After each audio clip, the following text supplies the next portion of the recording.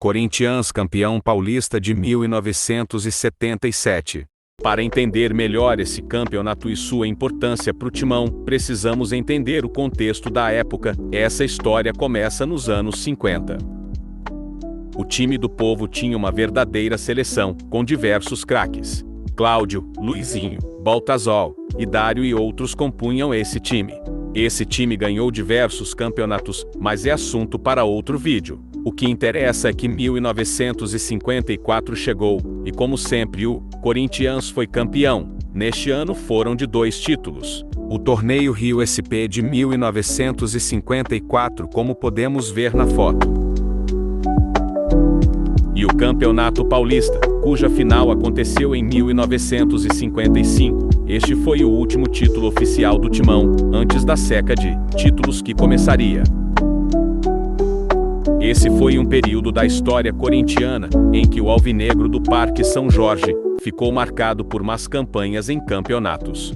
Um time que ficou bastante famoso foi o plantel de 1961, mas não por um bom motivo. Esse plantel foi apelidado por rivais de Faz-me Rir, que era uma música famosa da época.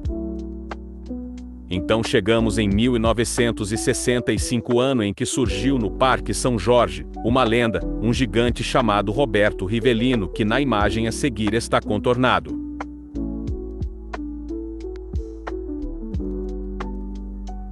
Em 1966, Mané Garrincha foi contratado pelo Corinthians. Segundo alguns historiadores, foi o momento em que o Timão começou a ter esse apelido, mas isso é incerto, pois outros dizem que esse apelido já existia há muito tempo. Garrincha não foi bem no Corinthians e após apenas 13 jogos, o anjo das pernas tortas saiu. Del time do Povo. O ano então era 1974, quando o Corinthians fez uma boa campanha no Paulistão, chegando à final contra o Palmeiras. Seria uma ótima oportunidade para acabar com a fila, e ainda em cima do maior rival. No jogo da ida com o mando dos Porcos no Pacaembu, acabou 1-1 com gols de Edu, Palmeiras, Lance, Corinthians. Na volta, a esperança era grande. No Morumbi, pouco mais de 120 mil corintianos estavam presentes para apoiar o time. Mas com um gol de Ronaldo pro Timeco da Barra Funda, uma atuação apagada de Rivelino e um pênalti não marcado sofrido pelo mesmo, o Corinthians ficou com o vice-campeonato, infelizmente. Então chegamos em 1976, chegou nas finais do Campeonato Brasileiro, depois de uma invasão no Maracanã nas semifinais, o que é assunto para outro vídeo. Mas como nos últimos 22 anos bateu na trave e saiu derrotado pelo Internacional.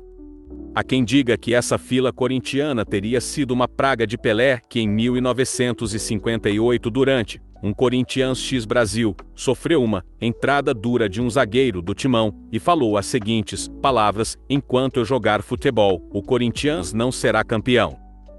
Essa história ficou mais popular ainda, visto que o título do paulista que tirou o Corinthians da fila foi 12 dias após a aposentadoria do rei do futebol. Mas vamos ao que interessa: o Campeonato Paulista de 1977.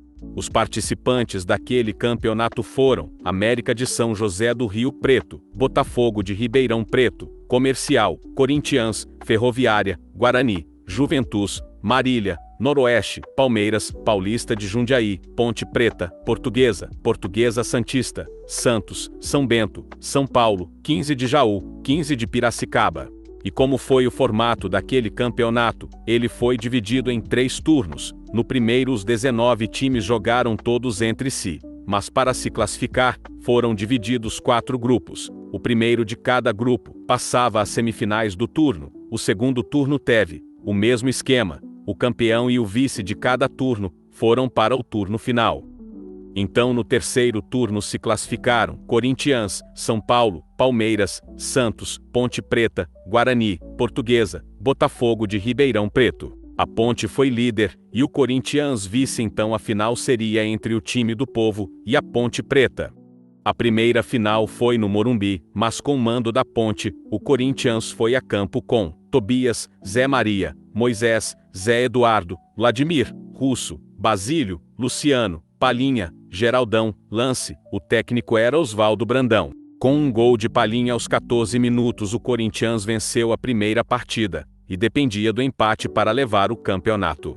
Então chegamos ao dia da segunda final, o mando era do Corinthians no mesmo, Morumbi, e num gesto impressionante, a Fiel colocou 138.032 pessoas no Morumbi, o maior público da história do estádio, que nem é a casa do Corinthians, um número que chega perto ao do público da final da Copa de 50, um torneio muito maior que o Campeonato Paulista. Realmente a Fiel é única.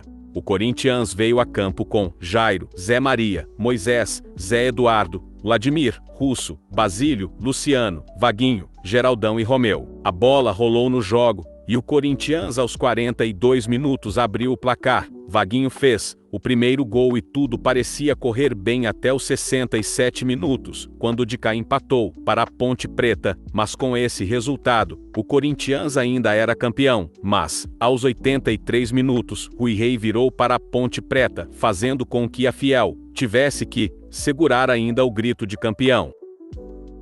Então o dia 13 de outubro de 1977 chegou, e no Morumbi lotado com pouco mais de 86 mil pessoas, o Corinthians foi a campo com Tobias, Zé Maria, Moisés, Ademir, Vladimir, Russo, Basílio, Luciano, Vaguinho, Geraldão e Romeu. A bola rolou e foi um jogo truncado, e num bate-rebate dentro da área aos 86, Basílio achou um gol salvador no estilo Corinthians, que ficou ainda mais eternizado pela narração de Osmar Santos. O jogo acabou, e a felicidade foi enorme. A Fiel invadiu o campo, e Basílio conta que tinha tanta gente no campo, que foi impossível fazer volta olímpica. Uma comemoração digna para esse título.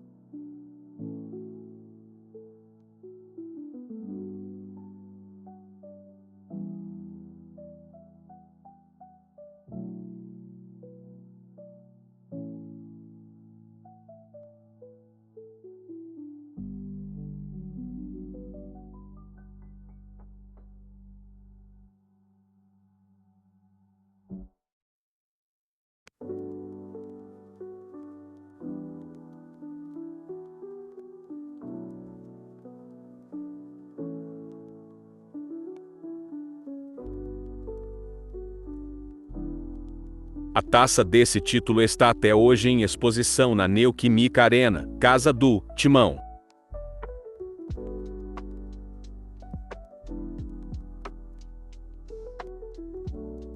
Diversos jogadores dessa conquista se tornaram ídolos do time. Tobias, Zé Maria, Vladimir, Basílio e Vaguinho são os mais lembrados.